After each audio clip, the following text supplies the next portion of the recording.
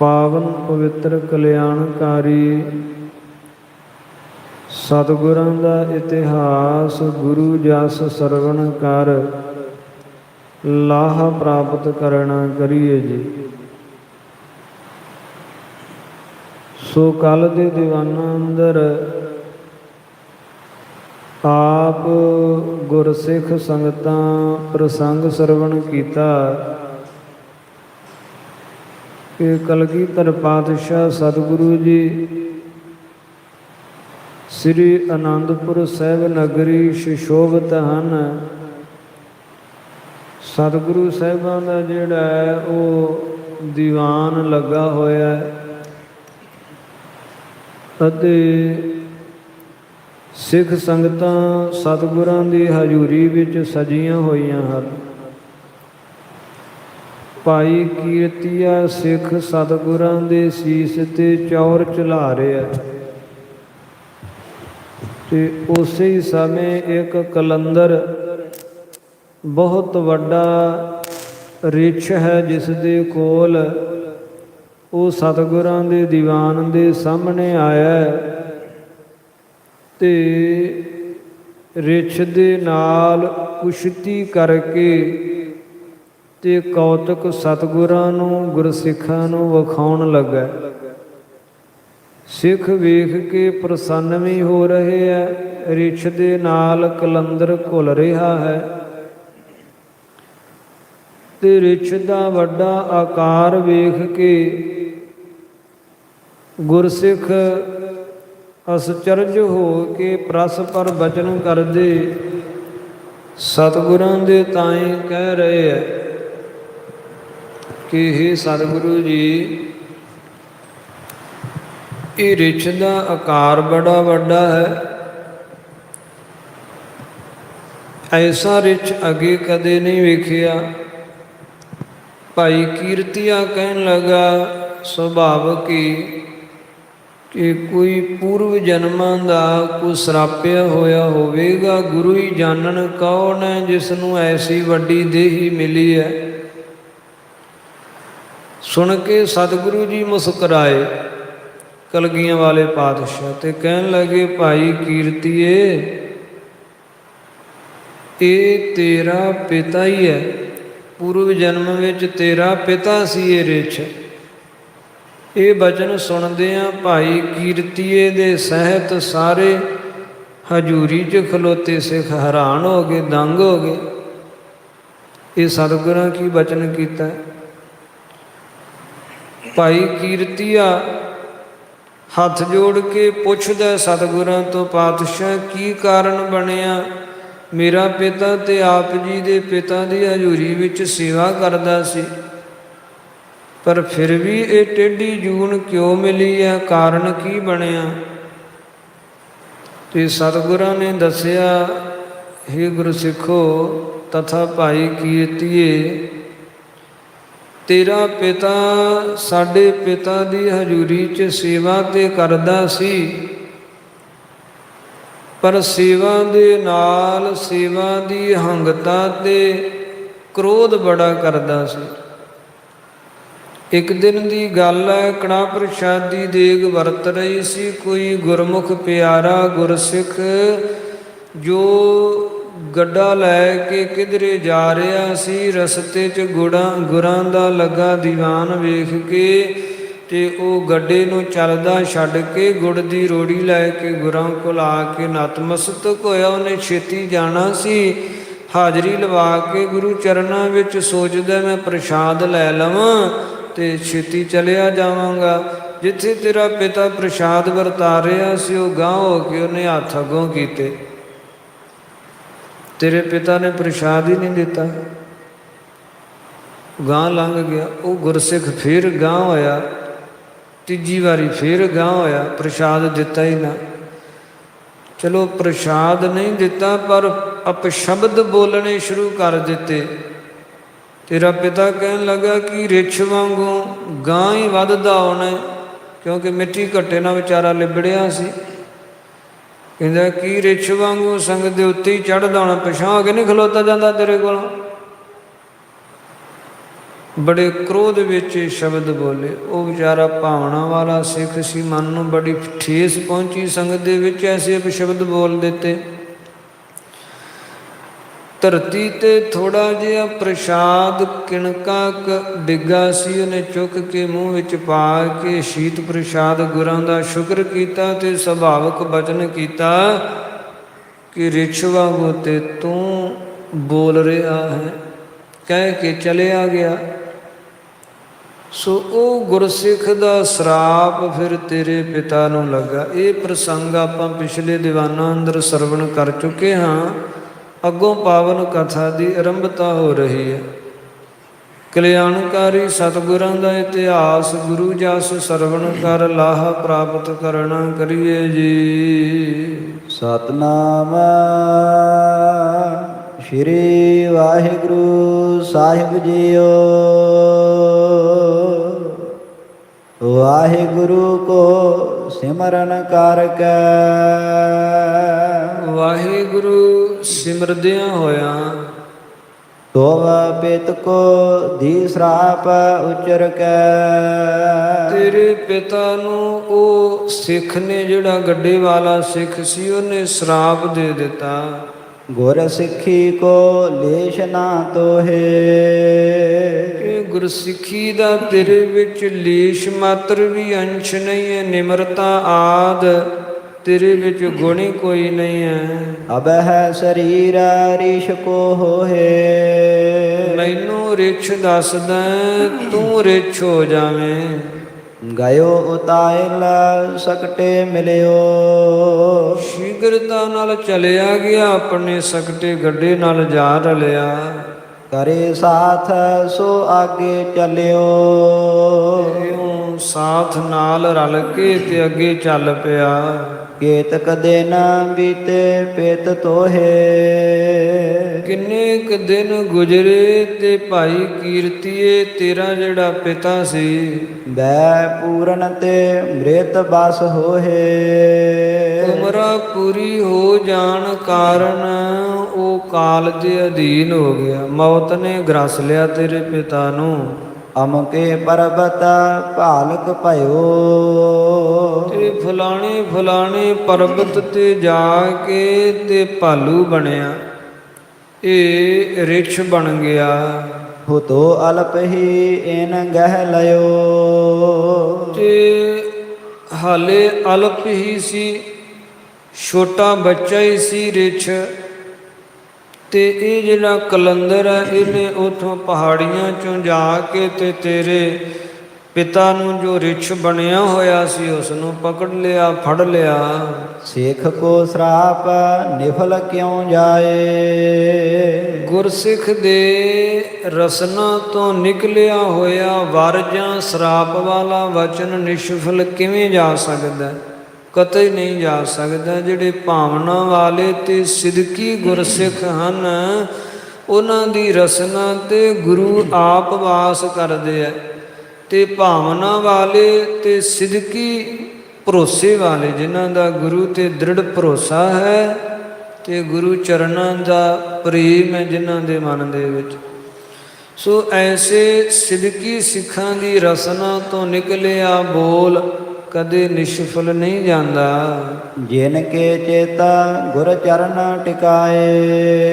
ਜਿਨ੍ਹਾਂ ਦੇ ਚਿੱਤ ਵਿੱਚ ਗੁਰੂ ਦੇ ਚਰਨ ਟਿਕੇ ਹੋਏ ਆ, ਗੁਰੂ ਦੇ ਚਰਨ ਜਿਨ੍ਹਾਂ ਦੇ ਹਿਰਦੇ 'ਚ ਵਸੇ ਹੈ, ਉਹ ਗੁਰਸਿੱਖ ਜੋ ਵੀ ਬੋਲਦੇ ਹੈ ਉਹ ਸਤਿ ਹੁੰਦਾ ਹੈ। ਸੁਨਤ ਅਚੰਭੋ ਮਾਨਿਓ ਸਭ ਹੋ। ਸਤਿਗੁਰਾਂ ਦੇ ਬਚਨ ਸੁਣੇ ਤੇ ਸਾਰੇ ਗੁਰਸਿੱਖ ਬੜੇ ਅਚੰਭੇ ਹੋਏ, ਬੜੇ ਹੈਰਾਨ ਹੋਏ। ਹਾਥ ਜੋਰ ਤਿਹ ਸੋਤ ਕਹਿ ਤਬ ਹੋ। ਸਤਿਗੁਰਾਂ ਦੇ ਸਨਮੁਖ ਭਾਈ ਕੀਰਤੀਆ ਹੱਥ ਜੋੜ ਕੇ ਤੇ ਕਹਿਣ ਲੱਗਾ, ਰਾਵਰ ਭਨੀ ਬਾਤ ਸਭ ਨੀਕੀ। ਸਤਿਗੁਰੂ ਜੀ ਆਪ ਜੀ ਨੇ ਜੋ ਬਚਨ ਕਹੇ ਹੈ ਉਹ ਨੀਕੇ ਚੰਗੇ ਤੇ ਸੱਚੇ ਬਚਨ ਕਹੇ ਹੈ। ਤੁਹਾਡੇ ਬਚਨ ਮਿਥਿਆ ਹੋ ਹੀ ਨਹੀਂ ਸਕਦੇ। ਸੋ ਅਵਸ਼ ਹੀ ਪਿਛਲੇ ਜਨਮ ਵਿੱਚ ਇਹ ਰਿਛ ਮੇਰਾ ਪਿਤਾ ਹੀ ਹੋਵੇਗਾ। ਜੇ ਆਪ ਜੀ ਕਹਿ ਰਹੇ ਹੋ ਤੇ ਸਤਿ ਹੀ ਹੈ। ਆਬ ਗਾਤ ਕਰੀਏ ਨਿਜ ਸਿੱਖ ਹੀ ਕੀ। ਪਰ ਕਿਰਪਾ ਕਰੋ, ਤੇ ਹੈ ਤਾਂ ਤੁਹਾਡਾ ਹੀ ਸਿੱਖ ਸੀ ਨਾ। ਚਲੋ ਔਗਣ ਆ ਰਹੀ ਸੀ, ਕ੍ਰੋਧੀ ਹੀ ਸੀ, ਨਹੀਂ ਸੀ ਉਸ ਨੂੰ ਗੁਰਸਿੱਖਾਂ ਦੇ ਪ੍ਰਤੀ ਐਸੇ ਅਪਸ਼ਬਦ ਬੋਲਣੇ ਚਾਹੀਦੇ, ਪਰ ਸੀ ਤਾਂ ਤੁਹਾਡਾ ਹੀ ਸਿੱਖ ਪਾਤਸ਼ਾਹ। ਜਦ ਆਪ ਤੇ ਨਾਮ ਧਾਰੀਕ ਜਿਹੜੇ ਉਹਨਾਂ ਦਾ ਵੀ ਉਧਾਰ ਕਰ ਦਿੰਦੇ ਹੋ। ਨਾਮ ਧਾਰੀਕ ਉਧਾਰੇ ਭਗਤ ਹੈ ਸੰਸਾ ਕੌਣ। ਤੇ ਕਿਰਪਾ ਕਰ ਦਿਓ ਪਾਤਸ਼ਾਹ, ਮੇਰੇ ਪਿਤਾ ਦਾ ਉਧਾਰ ਕਰ ਦਿਓ। ਪਤਤ ਪਾਵਨੋ ਨਾਮ ਤੁਮਾਰਾ। ਆਪ ਜੀ ਦਾ ਨਾਮ ਤੇ ਪਤਤ ਪਾਵਨ ਹੈ, ਵੱਡਿਆਂ ਤੋਂ ਵੱਡੇ ਪਾਪੀਆਂ ਨੂੰ ਪਵਿੱਤਰ ਕਰ ਦਿੰਦੇ ਹੋ। ਅਜਾਮਲ ਵਰਗੇ ਪਾਪੀ, ਗਣਕਾਂ ਵਰਗੀਆਂ ਪਾਪਣਾਂ ਦਾ ਤੁਸਾਂ ਨੇ ਉਧਾਰ ਕੀਤਾ ਹੈ। ਦੋਸ਼ ਅਨੇਕਾ ਵਿਦਾਰਨ ਹਾਰਾ। ਆਪ ਤਾਂ ਸਮੂਹ ਦੋਸ਼ਾਂ ਨੂੰ ਕੱਟਣ ਵਾਲੇ ਹੋ। ਜੀਵ ਤੇ ਹੈ ਹੀ ਦੋਸ਼ੀ, ਅਪਰਾਧੀ, ਪਾਪੀ, ਪਰ ਤੁਸੀਂ ਉਹਨਾਂ ਦੋਸ਼ਾਂ ਨੂੰ, ਅਪਰਾਧਾਂ ਨੂੰ, ਪਾਪਾਂ ਨੂੰ ਮੇਟਣ ਵਾਲੇ ਹੋ। ਕਿਰਪਾ ਦ੍ਰਿਸ਼ਟ ਤੇ ਜੂ ਨ ਛੁਟਾਵੋ। ਸਤਿਗੁਰੂ ਜੀ ਕਿਰਪਾ ਕਰ ਦਿਓ, ਤੇ ਮੇਰੇ ਪਿਤਾ ਨੂੰ ਜੋ ਰਿਛ ਦੀ ਜੂਨ ਵਿੱਚ ਪਿਆ ਹੋਇਆ ਹੈ, ਇਸ ਬੰਧਨ ਵਿੱਚੋਂ ਛੁਡਾ ਦਿਓ ਕਿਰਪਾ ਕਰਕੇ। ਆਬ ਉੱਤਮ ਗਾਤ ਕੋ ਪਹੁੰਚਾਵੋ। ਤੇ ਉੱਤਮ ਜਿਹੜੀ ਗਤ ਹੈ, ਕਲਿਆਣ ਹੈ, ਉਸ ਪਦ ਨੂੰ ਪਹੁੰਚਾ ਦਿਓ। ਕਲਿਆਣ ਦੀ ਦਾਤ ਮੇਰੇ ਪਿਤਾ ਨੂੰ ਬਖਸ਼ ਦਿਓ। ਤਬ ਕਿਰਪਾਲ ਨੇ ਇੱਕ ਸਿੱਖ ਭੇਜਾ। ਸਤਿਗੁਰਾਂ ਨੇ ਭਾਈ ਕੀਰਤੀਏ ਦੀ ਸਨਿਮਰ ਬੇਨਤੀ ਸੁਣੀ, ਤੇ ਕਿਰਪਾਲੂ ਅਤੇ ਦਿਆਲੂ ਧੰਨ ਕਲਗੀਧਰ ਪਾਤਸ਼ਾਹ ਨੇ ਇੱਕ ਗੁਰਸਿੱਖ ਕਲੰਦਰ ਵੱਲ ਭੇਜਿਆ। ਕਲੰਦਰ ਕਹਿੰਦੇ ਜਿਹੜਾ ਰਿਛ ਬੰਦ ਰਾਤ ਨੂੰ ਨਚਾਉਣ ਵਾਲਾ ਹੁੰਦਾ, ਉਹ ਕਲੰਦਰ ਵੱਲ ਭੇਜਿਆ ਸਤਿਗੁਰਾਂ ਸਿੱਖ। ਲਿਓ ਮੋਲ ਕੋ ਭਾਲਕ ਦੇ ਜਾ। ਤੇ ਕਿਹਾ ਜਾ ਕੇ ਉਹ ਕਲੰਦਰ ਨੂੰ ਕਹੋ ਕਿ ਜਿੰਨਾ ਮੁੱਲ ਤੈਨੂੰ ਚਾਹੀਦਾ ਲੈ ਲੈ, ਤੇ ਭਾਲਕ ਜਿਹੜਾ ਇਹ ਭਾਲੂ ਹੈ, ਰਿਛ ਹੈ, ਇਹ ਸਾਨੂੰ ਦੇ ਦੇ। ਸੁਨਤ ਕਲੰਦਰ ਨੇ ਤਬ ਕਹਿਓ। ਸਿੱਖ ਨੇ ਉਸੇ ਤਰ੍ਹਾਂ ਕਲੰਦਰ ਨੂੰ ਜਾ ਕੇ ਕਿਹਾ, ਭਾਈ ਮਾਮਲਾ ਜਿੰਨਾ ਚਾਹੀਦਾ ਲੈ ਲੈ, ਤੇ ਰਿਛ ਗੁਰਦੇਵ ਕਹਿੰਦੇ ਸਾਨੂੰ ਦੇ ਜਾ। ਤੇ ਕਲੰਦਰ ਕਹਿਣ ਲੱਗਾ ਸੁਣ ਕੇ, ਇਹ ਸਮਰੀਸ਼ਾ ਅਪਰ ਨਹਿ ਲਹਿਓ। ਕਿ ਇਹਦੇ ਵਰਗਾ ਰਿਛ ਹੋਰ ਕੋਈ ਵੀ ਨਹੀਂ ਮੈਂ ਤਾਂ ਲਹਿਆ ਵੇਖਿਆ।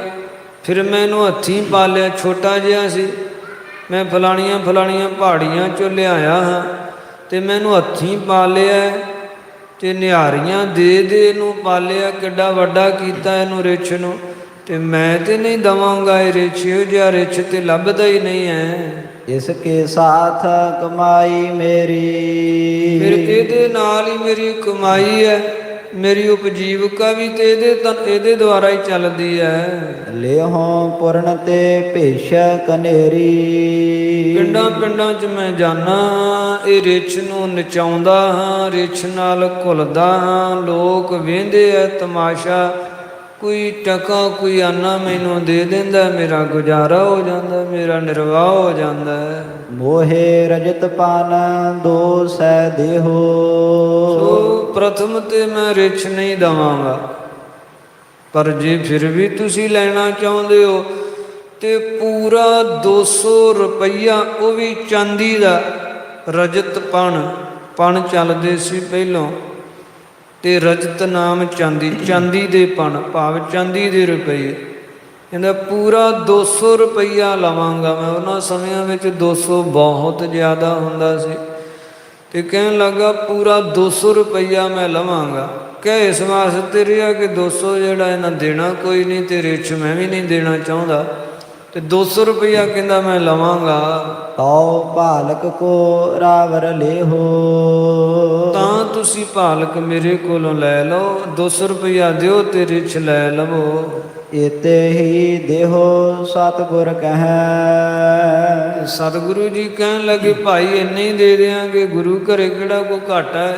ਸਤਿਗੁਰੂ ਜੀ ਕਹਿਣ ਲੱਗੇ ਇੰਨੇ ਹੀ ਦੇ ਦਿਆਂਗੇ। ਸੇਵਕ ਗਇਓ ਕੋਸ਼ ਜਹ ਅਹ। ਉਸੇ ਵੇਲੇ ਖਜ਼ਾਨਚੀ ਨੂੰ ਕਹਿ ਦਿੱਤਾ ਸਤਿਗੁਰਾਂ, ਜਾਓ ਭਾਈ ਖਜ਼ਾਨੇ ਚ ਲਿਆਓ 200 ਰੁਪਈਆ। ਲੈ ਕਰ ਗਇਓ ਦੇਨ ਤਿਸ ਪਾਹੀ। ਤੇ ਗੁਰੂ ਹੁਕਮ ਪਾ ਕੇ ਜਿਹੜਾ ਕੋਸ਼ਕਾਰ ਸੀ, ਖਜ਼ਾਨਚੀ ਸੀ, ਉਸੇ ਵੇਲੇ 200 ਰੁਪਈਆ ਲੈ ਆਇਆ। ਸਿੱਖ ਨੂੰ ਭੇਜਿਆ, ਜਾਓ ਭਾਈ ਜਾ ਕੇ 200 ਰੁਪਈਆ ਦਿਓ ਕਲੰਦਰ ਨੂੰ ਤੇ ਰਿਛ ਲੈ ਆਓ। ਫਿਰਿਓ ਕਲੰਦਰ ਲੈ ਤਬ ਨਾਹੀ। ਜਦੋਂ 200 ਰੁਪਈਆ ਆ ਗਿਆ ਤੇ ਫਿਰ ਕਲੰਦਰ ਫਿਰ ਗਿਆ, ਮੁੱਕਰ ਗਿਆ। ਸੋਚਦਾ ਹੈ 200 ਰੁਪਈਆ ਕਿੰਨੇ ਕੁ ਦਿਨ ਕੱਢੇਗਾ, ਆਖਰਕਾਰ ਤੇ ਮੁੱਕ ਹੀ ਜਾਵੇਗਾ। ਤੇ ਰਿਛ ਨਾਲ ਮੇਰੀ ਉਪਜੀਵਕਾ ਚੱਲਦੀ ਹੈ, ਭਾਵੇਂ ਕੋਈ ਟਕਾ ਨਾ ਰੁਪਈਆ ਜਿਵੇਂ ਵੀ ਕਰਕੇ ਮੈਂ ਦਿਹਾੜੀ ਦੀ ਕਮਾਈ ਕਰਦਾ ਤੇ ਆਪਣੇ ਪਰਿਵਾਰ ਦਾ ਗੁਜ਼ਰ ਕਰਦਾ ਹਾਂ। ਜੇ ਮੇਰੇ ਕੋਲ ਰਿਛ ਹੀ ਨਾ ਰਿਹਾ ਤੇ ਮੇਰੀ ਉਪਜੀਵਕਾ ਕਿਵੇਂ ਚੱਲੇਗੀ। ਮੁੱਕਰ ਗਿਆ, ਪਹਿਲੋਂ ਬਚਨ ਕਰ ਦਿੱਤਾ ਫਿਰ ਮੁੱਕਰ ਗਿਆ। ਕਹਿੰਦਾ ਮੈਂ ਨਹੀਂ ਦਿੰਦਾ, 200 ਰੁਪਈਏ ਦਾ ਨਹੀਂ ਦੇਵਾਂਗਾ। ਕਹਿਤ ਭਇਓ ਮੈਂ ਲਿਓ ਕਨੇਰੇ। ਕਹਿਣ ਲੱਗਾ ਮੈਂ ਬਹੁਤ ਜ਼ਿਆਦਾ ਮਾਇਆ ਲਵਾਂਗਾ, 200 ਨਹੀਂ ਜ਼ਿਆਦੀ ਲਵਾਂਗਾ ਮਾਇਆ।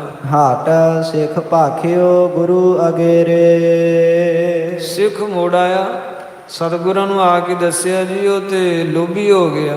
ਕਲੰਦਰ ਕਹਿੰਦਾ ਮੈਨੂੰ ਮਾਇਆ ਜ਼ਿਆਦੀ ਚਾਹੀਦੀ ਹੈ। ਨਹਿ ਅਬ ਲੇਤਾ ਕਹੈ ਕੁਛ ਔਰਾ। ਕੁਛ ਹੋਰ ਚਾਹੁੰਦਾ ਹੈ, ਨਹੀਂ 200 ਰੁਪਈਆ ਨਹੀਂ ਲੈਂਦਾ, ਕਹਿੰਦਾ ਮੈਨੂੰ ਹੋਰ ਜ਼ਿਆਦਾ ਮਾਇਆ ਦਿਓ।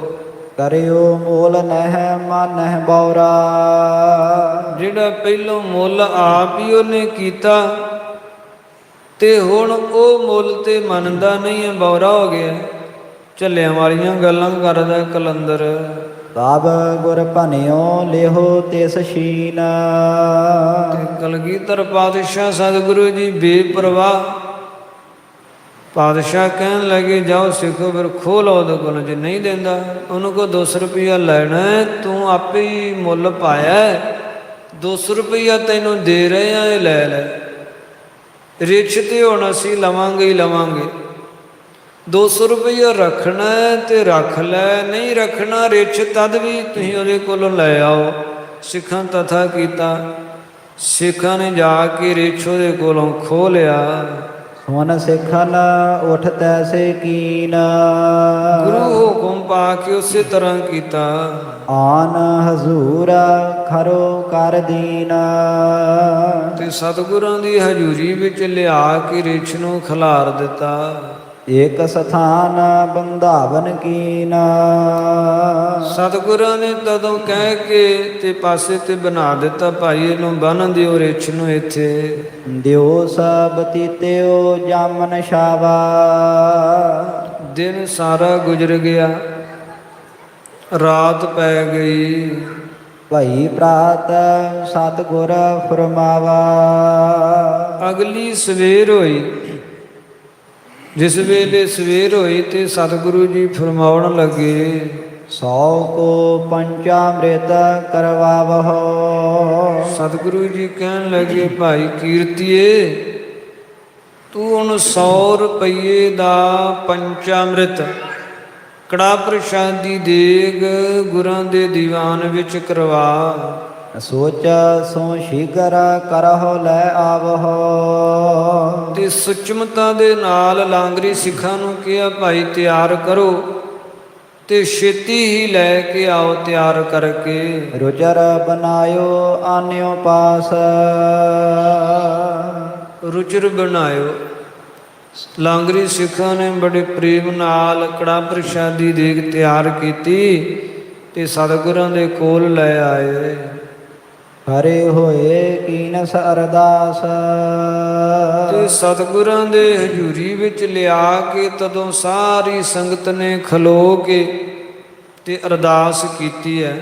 ਮੇਵੜੇ ਸਿੱਖ ਨੇ ਅਰਦਾਸ ਕੀਤੀ, ਸਾਰੀ ਸੰਗਤ ਖਲੋਤੀ ਤੇ ਅਰਦਾਸ ਕੀਤੀ ਹੈ। ਭਾਈ ਕੀਰਤੀਏ ਦੇ ਪਿਤਾ ਦੀ ਕਲਿਆਣ ਦੀ ਅਰਦਾਸ ਹੋਈ ਹੈ। ਸ੍ਰੀ ਸਤਿਗੁਰ ਲੈ ਕੇ ਨਿਜ ਪਾਨ। ਤਦੋਂ ਸਤਿਗੁਰਾਂ ਨੇ ਆਪਣੇ ਪਾਨ ਆਪਣੇ ਕਰ ਕਬਲਾਂ ਵਿੱਚ ਲੈ ਕੇ ਪੰਚਾਮ੍ਰਿਤ ਈਖਦ ਕਰ ਖਾਨ। ਕੜਾ ਪ੍ਰਸ਼ਾਦ ਦੀ ਦੇਗ ਥੋੜੀ ਜੀ ਸਤਿਗੁਰਾਂ ਛਕੀ। ਕੜਾ ਪ੍ਰਸ਼ਾਦ ਦੀ ਦੇਗ ਲਈ ਸੰਗਤ ਵਿੱਚ ਵੀ ਵਰਤੀ, ਸਤਿਗੁਰਾਂ ਲਈ ਤੇ ਸਤਿਗੁਰਾਂ ਥੋੜੀ ਜੀ ਛਕੀ। ਸੀਤ ਪ੍ਰਸ਼ਾਦ ਰੀਸ਼ ਕੋ ਦਇਓ। ਤੇ ਜਿਹੜਾ ਆਪਣਾ ਸ਼ੀਤ ਪ੍ਰਸ਼ਾਦ ਸੀ ਸਤਿਗੁਰਾਂ ਨੇ ਉਹ ਰਿਛ ਨੂੰ ਦੇ ਦਿੱਤਾ। ਜਬ ਮੁਖ ਮਹਿ ਸੋ ਪਾਵਤ ਭਇਓ। ਜਦੋਂ ਉਹ ਰਿਛ ਨੇ ਗੁਰਾਂ ਦਾ ਸ਼ੀਤ ਪ੍ਰਸ਼ਾਦ ਆਪਣੇ ਮੁਖ ਵਿੱਚ ਪਾਇਆ, ਗਇਓ ਉਦਰ ਮਹਿ ਤਤ ਛਿਨ ਮਰਿਓ। ਤੇ ਜਿਸ ਵੇਲੇ ਗੁਰਾਂ ਦਾ ਸ਼ੀਤ ਪ੍ਰਸ਼ਾਦ ਪੇਟ ਵਿੱਚ ਗਿਆ ਤੇ ਤੁਰੰਤ ਹੀ ਉਹਦੇ ਪ੍ਰਾਣ ਬਿਨਸ ਗਏ, ਪ੍ਰਾਣ ਨਾਸ ਹੋ ਗਏ।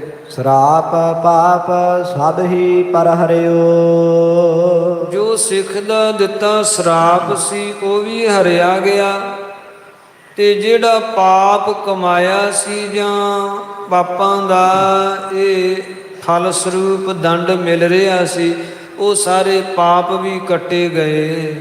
ਉਤਮ ਗਤ ਕੋ ਪ੍ਰਾਪਤ ਹੋਵਾ।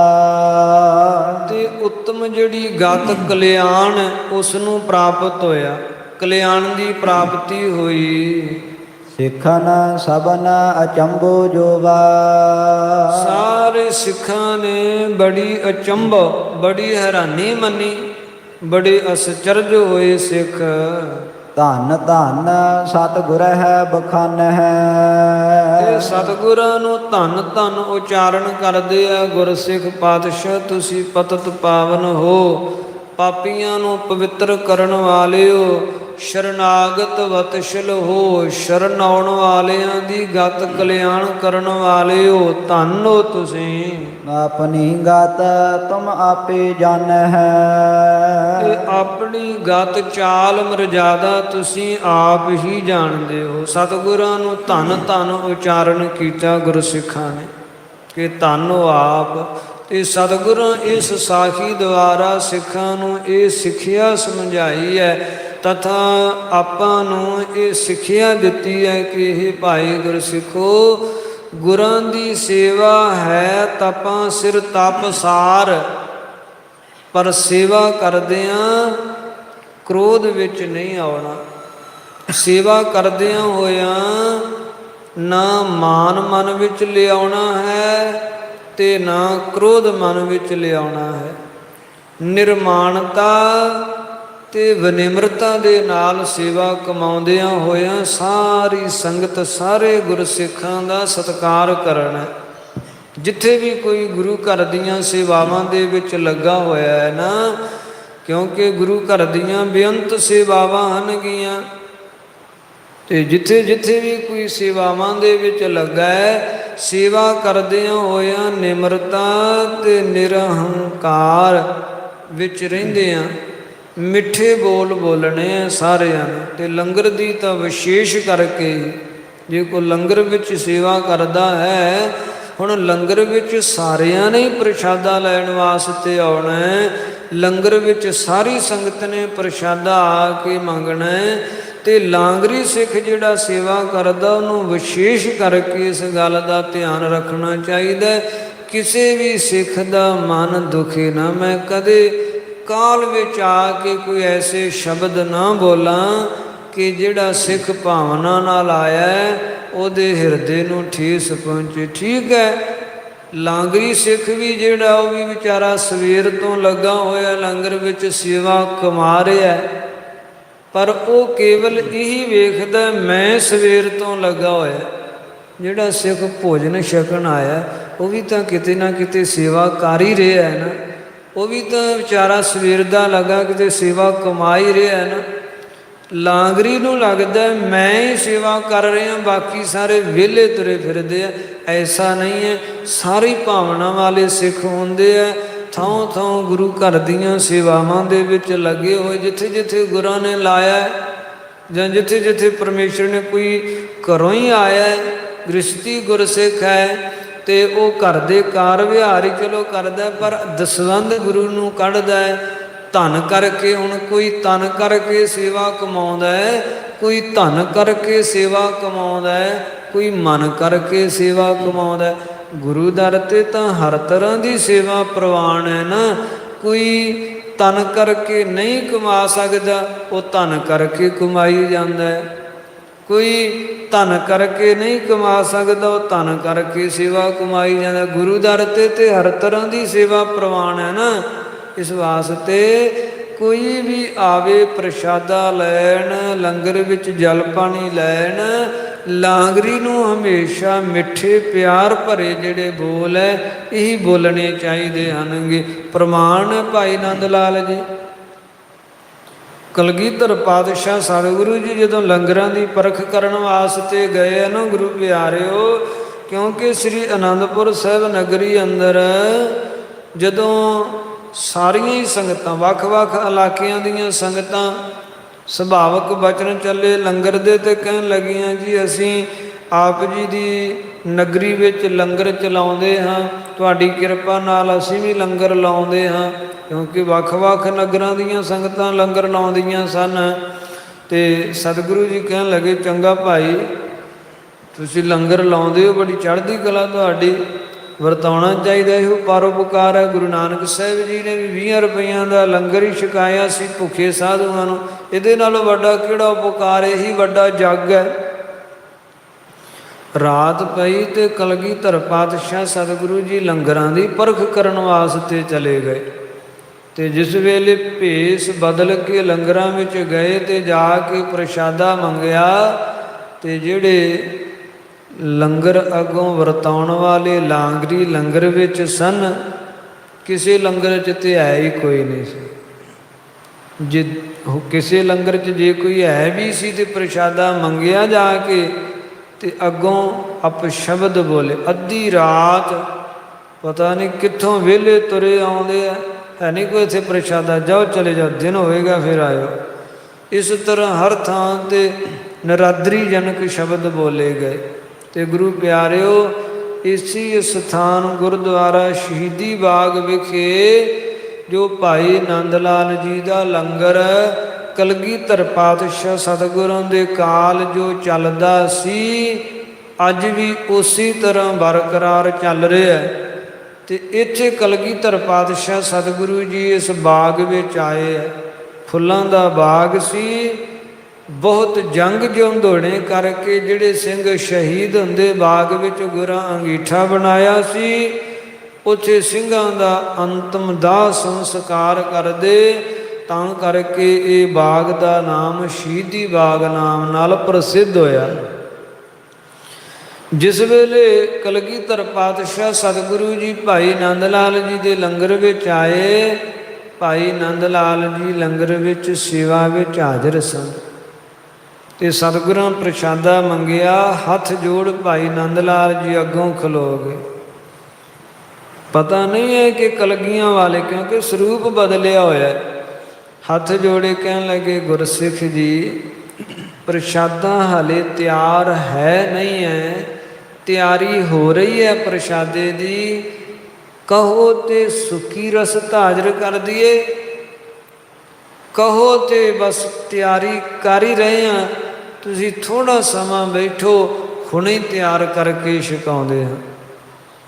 ਤੇ ਕਲਗੀਆਂ ਵਾਲੇ ਪਾਤਸ਼ਾਹ ਕਹਿਣ ਲੱਗੇ ਜੋ ਹਾਜ਼ਰ ਉਹ ਹੀ ਦੇ ਦਿਓ।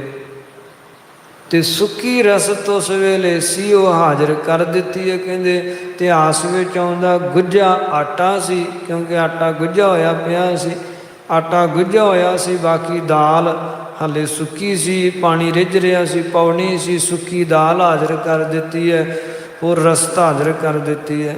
ਸਤਿਗੁਰੂ ਜੀ ਲੈ ਕੇ ਆ ਗਏ ਤੇ ਦਿਨ ਹੋਇਆ, ਦੀਵਾਨ ਲਾਇਆ, ਤੇ ਅਗਲੇ ਦਿਨ ਫਿਰ ਲੰਗਰ ਦੇ ਬਚਨ ਵਿਲਾਸ ਚੱਲੇ। ਤੇ ਸਤਿਗੁਰੂ ਜੀ ਕਹਿਣ ਲੱਗੇ ਭਾਈ ਲੰਗਰ ਇੱਕੋ ਹੀ ਚੱਲਦਾ ਸ੍ਰੀ ਅਨੰਦਪੁਰ ਸਾਹਿਬ ਨਗਰੀ ਵਿੱਚ। ਸਿੱਖ ਹੈਰਾਨ ਰਹਿ ਗਏ, ਕਹਿਣ ਲੱਗੇ ਸਤਿਗੁਰੂ ਜੀ ਅਸੀਂ ਫਲਾਣੇ ਥਾਂ ਤੇ ਲੰਗਰ ਚਲਾਉਂਦੇ, ਤੁਸੀਂ ਉੱਧਰ ਕਦੇ ਗਏ ਨਹੀਂ ਹੋਣੇ। ਸਤਿਗੁਰੂ ਜੀ ਕਹਿਣ ਲੱਗੇ, ਭਾਈ ਅਸੀਂ ਸਾਰੇ ਲੰਗਰਾਂ 'ਚ ਹੀ ਗਏ ਹਾਂ, ਪਰ ਲੰਗਰ ਕੇਵਲ ਭਾਈ ਨੰਦ ਲਾਲ ਜੀ ਦਾ ਚੱਲਦਾ ਹੈ। ਜਿੱਥੇ ਗਏ ਕਿਧਰੋਂ ਪ੍ਰਸ਼ਾਦਾ ਨਹੀਂ ਮਿਲਿਆ, ਸਗੋਂ ਅਪਸ਼ਬਦ ਬੋਲੇ ਗਏ। ਤੇ ਜਿਸ ਵੇਲੇ ਅਸੀਂ ਭਾਈ ਨੰਦ ਲਾਲ ਜੀ ਦੇ ਲੰਗਰ 'ਚ ਗਏ ਤੇ ਬੜਾ ਸਨਮਾਨ ਸਤਿਕਾਰ ਮਿਲਿਆ, ਤੇ ਨਾਲੇ ਆ ਸੁੱਕੀ ਰਸਤ ਉਸੇ ਵੇਲੇ ਹੀ ਹਾਜ਼ਰ ਕਰ ਦਿੱਤੀ। ਸਿੱਖਾਂ ਦੀਆਂ ਨੀਵੀਆਂ ਪੈ ਗਈਆਂ, ਨਿੰਮੋ ਝੂਣੇ ਹੋ ਗਏ। ਸਿੱਖ ਕੀ ਬੋਲ ਸਕਦੇ ਸੀ ਸਰਬੱਗ ਗੁਰਾਂ ਦੇ ਅੱਗੋਂ। ਤੇ ਕਲਗੀਆਂ ਵਾਲੇ ਪਾਤਸ਼ਾਹ ਜੀ ਨੇ ਭਾਈ ਨੰਦ ਲਾਲ ਜੀ ਨੂੰ ਵਡਿਆਇਆ ਕਿ ਲੰਗਰ ਤਾਂ ਇਸੇ ਤਰ੍ਹਾਂ ਚੱਲਣਾ ਚਾਹੀਦਾ, ਚਾਹੇ ਕੋਈ ਵੀ ਆਵੇ, ਕਿਸੇ ਭੇਖ ਦਾ ਵੀ ਆਵੇ। ਇਹ ਕੋਈ ਭੇਖਾਂ ਨਾਲ ਸੰਬੰਧ ਨਹੀਂ, ਮੁਸਲਮਾਨ ਆਵੇ, ਹਿੰਦੂ ਆਵੇ, ਜਾਂ ਸਿੱਖ, ਈਸਾਈ, ਕ੍ਰਿਸਚਨ, ਕੋਈ ਵੀ ਆਵੇ, ਲੰਗਰ ਛਕਣ, ਪ੍ਰਸ਼ਾਦਾ ਛਕਣ ਆ ਗਿਆ, ਉਹਨੂੰ ਸਤਿਕਾਰ ਦੇਣਾ, ਸਨਮਾਨ ਦੇਣਾ, ਮਿੱਠੇ ਬੋਲ ਬੋਲ ਕੇ ਪ੍ਰਸ਼ਾਦਾ ਛਕਾਉਣਾ। ਇਹੀ ਲੰਗਰ ਦੀ ਮਰਜ਼ਾਦਾ ਹੈ। ਕਲਗੀਆਂ ਵਾਲੇ ਪਾਤਸ਼ਾਹ ਨੇ ਗੁਰੂ ਪਿਆਰਿਓ ਜਿਵੇਂ ਉਸ ਕਾਲ ਇਹ ਅਸਥਾਨ ਤੇ ਚੱਲ ਰਹੇ ਲੰਗਰ ਨੂੰ ਪਾਸ ਕੀਤਾ ਸੀ, ਕਲਗੀਆਂ ਵਾਲੇ ਦੀ ਹੀ ਕਿਰਪਾ ਦੇ ਨਾਲ, ਕਲਗੀਆਂ ਵਾਲੇ ਦੀ ਹੀ ਬਖਸ਼ਿਸ਼ ਦੇ ਨਾਲ ਉਹੀ ਮਰਜ਼ਾਦਾ, ਉਹੀ ਜਿਹੜੀ ਰਹੁ ਰੀਤ ਉਸੇ ਤਰ੍ਹਾਂ ਬਰਕਰਾਰ ਅੱਜ ਵੀ ਭਾਈ ਨੰਦ ਲਾਲ ਜੀ ਦਾ ਲੰਗਰ ਗੁਰਦੁਆਰਾ ਸ਼ਹੀਦੀ ਬਾਗ ਵਿਖੇ ਉਸੇ ਤਰ੍ਹਾਂ ਚੱਲ ਰਿਹਾ ਹੈ। ਜਿਸ ਦੀ ਸਾਰੀ ਪ੍ਰਬੰਧ ਦੀ ਸੇਵਾ ਜਿਹੜੀ ਹੈ ਉਹ ਸ਼੍ਰੋਮਣੀ ਪੰਥ ਅਕਾਲੀ ਤਰਨਾ ਦਲ ਮਿਸਲ ਸ਼ਹੀਦਾਂ ਦੇ ਕੋਲ ਉਸੇ ਤਰ੍ਹਾਂ ਇਹ ਸੇਵਾਵਾਂ ਚੱਲ ਰਹੀਆਂ ਹਨਗੀਆਂ। ਸੋ ਗੁਰੂ ਕਿਰਪਾ ਕਰਨ, ਸਤਿਗੁਰਾਂ ਨੇ ਇਸ ਸਾਖੀ ਦੁਆਰਾ ਜਿਹੜੀ ਸਿੱਖਿਆ ਆਪਾਂ ਨੂੰ ਦਿੱਤੀ ਹੈ ਕਿ ਉਹ ਸਿੱਖ ਜਿਹੜਾ ਭਾਈ ਕੀਰਤੀਏ ਦਾ ਪਿਤਾ ਸੀ, ਉਹ ਪ੍ਰਸ਼ਾਦ ਵਰਤਾਉਂਦਾ ਤੇ ਸੀ, ਪਰ ਕ੍ਰੋਧ ਵਿੱਚ ਆ ਜਾਂਦਾ ਸੀ ਤਾਂ ਲਾਂਗਰੀ ਸਿੱਖੀ, ਪਰ ਕ੍ਰੋਧ ਵਿੱਚ ਆ ਕੇ ਅਪਸ਼ਬਦ ਬੋਲ ਦਿੰਦਾ ਸੀ। ਉਸ ਕ੍ਰੋਧ ਕਾਰਨ ਉਸ ਨੂੰ ਕਿਸ ਟੇਢੀ ਜੂਨ ਵਿੱਚ ਜਾਣਾ ਪਿਆ। ਸੋ ਗੁਰੂ ਦੀ ਸੇਵਾ ਹੈ ਤੇ ਤਪਾਂ ਸਿਰ ਤਪਸਾਰ। ਵੇਖੋ ਸੇਵਾ ਨਿਸ਼ਫਲ ਵੀ ਨਹੀਂ ਜਾਂਦੀ। ਉਧਾਰ ਤੇ ਭਾਈ ਕੀਰਤੀਏ ਦੇ ਪਿਤਾ ਦਾ ਵੀ ਹੋ ਗਿਆ, ਗੁਰੂ ਦਰ ਤੇ ਘਾਲੀ ਘਾਲ ਨਿਸ਼ਫਲ ਨਹੀਂ ਜਾਂਦੀ, ਪਰ ਅਪਰਾਧ ਦਾ ਦੰਡ ਤੇ ਮਿਲਣਾ ਹੀ ਹੁੰਦਾ ਹੈ। ਸਿੱਖ ਦੀ ਨਰਾਦਰੀ ਕੀਤੀ, ਅਪਰਾਧ ਦਾ ਦੰਡ ਰਿਛ ਦੀ ਜੂਨ ਮਿਲੀ। ਪੁਨਰ ਗੁਰਾਂ ਕਿਰਪਾ ਕਰ ਦਿੱਤੀ। ਗੁਰੂ ਦਾ ਘਰ ਹਮੇਸ਼ਾ ਹੀ ਪਾਪੀਆਂ ਅਪਰਾਧੀਆਂ ਨੂੰ ਬਖਸ਼ਣ ਵਾਲਾ ਹੈ, ਪਰ ਸਿੱਖ ਦਾ ਇਹ ਫਰਜ਼ ਹੈ ਕਿ ਉਹ ਹਮੇਸ਼ਾ ਹੀ ਨਿਮਰਤਾ, ਨਿਰਮਾਣਤਾ ਤੇ ਕ੍ਰੋਧ ਨੂੰ ਸ਼ਾਂਤ ਰੱਖ ਕੇ ਮਿੱਠੇ ਬਚਨ ਬੋਲਦਿਆਂ ਹੋਇਆਂ ਸਾਰੇ ਸਿੱਖਾਂ ਨੂੰ, ਸੰਗਤ ਨੂੰ ਗੁਰੂ ਰੂਪ ਜਾਣ ਕੇ ਉਹਨਾਂ ਦਾ ਸਨਮਾਨ ਕਰੇ, ਸਤਿਕਾਰ ਕਰੇ। ਤਾਂ ਹੀ ਗੁਰਾਂ ਦੀਆਂ ਖੁਸ਼ੀਆਂ ਪ੍ਰਾਪਤ ਹੁੰਦੀਆਂ ਹਨ ਤੇ ਗੁਰਾਂ ਦੀਆਂ ਖੁਸ਼ੀਆਂ ਹੀ ਜੀਵਨ ਨੂੰ ਲੋਕ ਸੁਖੀਏ ਤੇ ਪ੍ਰਲੋਕ ਸੁਹੇਲੇ ਦੀਆਂ ਦਾਤਾਂ ਦਿੰਦੀਆਂ ਹਨ। ਸੋ ਸੰਤ ਸਮੇਂ ਦੀ ਸਮਾਪਤੀ ਹੈ। ਇਸ ਵਾਸਤੇ ਕਥਾ ਵਿਚਾਰ ਦੀ ਇੱਥੇ ਸਮਾਪਤੀ ਕਰਦੇ ਹਾਂ। ਤੁਸ਼ ਬੁੱਧੀ ਹੈ ਦਾਸਾਂ ਦੀ ਸੁਭਾਵਕ ਅਨੇਕ ਪ੍ਰਕਾਰ ਦੀਆਂ ਗਲਤੀਆਂ ਹੋ ਗਈਆਂ। ਸਾਧ ਸੰਗਤ ਬਖਸ਼ਣ ਯੋਗ ਹੈ, ਕਿਰਪਾ ਕਰਕੇ ਬਖਸ਼ ਲੈਣਾ। ਧੰਨ ਗੁਰੂ ਸ੍ਰੀ ਗੁਰੂ ਗੋਬਿੰਦ ਸਿੰਘ ਸਾਹਿਬ ਜੀ ਸ੍ਰੇਸ਼ਟ ਮੱਤ ਦੇਣ ਵਾਲੇ ਹਨ। ਅੱਗੇ ਵਾਸਤੇ ਸੁਧ ਕਥਾ ਵਿਚਾਰ ਕਰਨ ਦੀ ਬੁੱਧੀ ਬਖਸ਼ਣ। ਸਭ ਹੀ ਸੰਗਤਾਂ ਦੇ ਲੋਕ ਸੁਖੀਏ, ਪ੍ਰਲੋਕ ਸੁਹੇਲੇ ਕਰਨ। ਧੰਨ ਧੰਨ ਸਤਿਗੁਰੈ ਬਖਾਨਹਿ ਹੈ, ਆਪਣੀ ਗਤ ਤੁਮ ਆਪੇ ਜਾਣਹਿ। ਵਾਹਿਗੁਰੂ ਜੀ ਕਾ ਖਾਲਸਾ, ਵਾਹਿਗੁਰੂ ਜੀ ਕੀ ਫਤਿਹ।